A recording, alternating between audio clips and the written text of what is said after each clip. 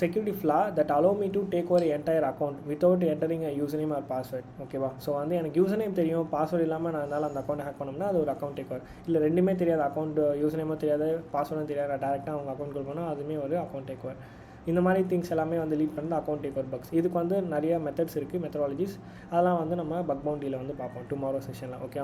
And database preaches. Database வந்து sometimes வந்து config பண்ணுறப்போ HTAccessல வந்து .db ஃபைலை வந்து பப்ளிக்காக வச்சுருப்பாங்க. .db ஃபைல் பப்ளிக்காக இல்லை .sql ஃபைல் பப்ளிக்காக இருந்ததுன்னா மொத்த டேட்டாபேஸுமே வந்து நமக்கு ப்ளைன் டெக்ஸ்ட்டாகவே நமக்கு வந்து ப்ரௌசர்லேயே வியூ பண்ணும். அது ஒன்று.